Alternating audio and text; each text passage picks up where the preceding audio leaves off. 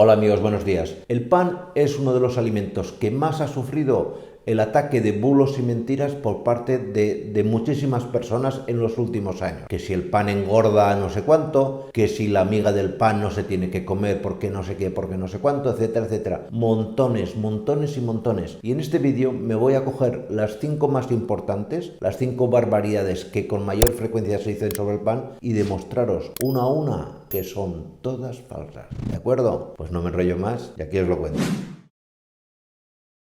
El primer bulo o la primera gran mentira que se suele decir sobre el pan es que engorda terriblemente, que el pan, ve a saber qué tal, que en cualquier régimen quítate el pan, vamos, de entrada todo y absolutamente. Y es algo que es injusto. Yo no digo que el pan no tenga un aporte calórico. De hecho, 100 gramos de pan te aportan 200 calorías. Pero esto no es tremendo, es algo que está en la media, tirando en la media baja de muchísimos alimentos. No tienes por qué descartar completamente el pan en cualquier dieta que estés haciendo. Otra cosa es que haya que reducir la cantidad, evidentemente, pero eliminarlo nunca, porque además tiene muchísimos componentes que difícilmente vas a encontrar en otros alimentos. Tiene cereales complejos que nos van a aportar muchas vitaminas del grupo B, tiene fibra, tiene minerales, etc. No es un mal alimento. Lo que engorda no es el pan, muchas veces, ya lo sabéis, es lo que se pone dentro del pan, y eso sí que es algo que tendríamos que vigilar con mayor cuidado. Otro gran bulo que se dice es que la miga del pan es insana y que no se debe comer. Y dices, bueno, ¿por qué? Yo cuando oigo a alguien decir eso le pregunto, oiga,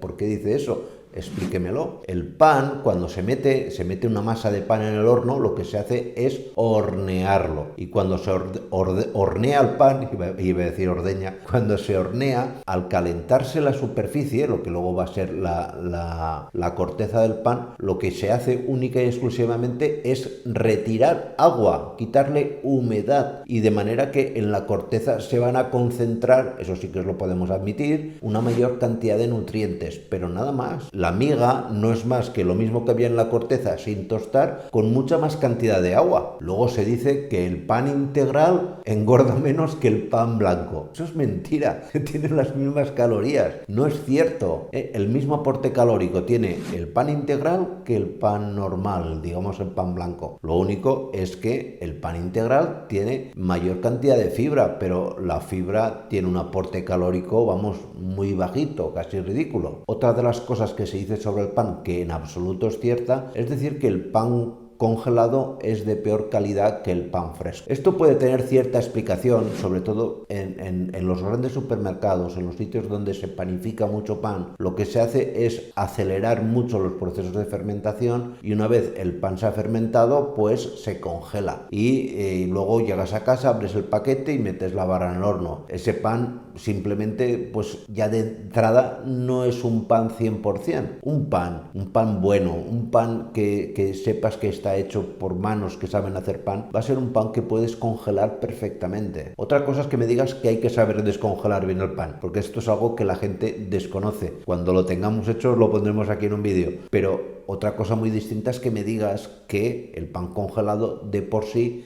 tiene que ser peor que el pan fresco. Luego se dice también que el pan de molde o el pan integral engordan lo mismo que el pan artesano o el pan tradicional. Esto es falso. Y es falso, y lo vais a entender enseguida. En el pan de molde, por ejemplo, se añaden azúcares y conservantes que tienen ya de por sí un importante aporte calórico. Eso para empezar, con lo cual no es cierto. Otra cosa es que, como os he dicho antes, comparemos el pan tostado con la misma rebanada de pan fresco. Que ahí no, ya os lo he comentado. Pero tanto el pan tostado como el pan de molde, sobre todo, llevan elevados contenidos en glúcidos, en azúcares y conservantes, para que tenga un mejor sabor y una mejor conservación. Pues nada más, muchísimas gracias y nos vemos en siguientes vídeos. Cuidaros mucho. Chao.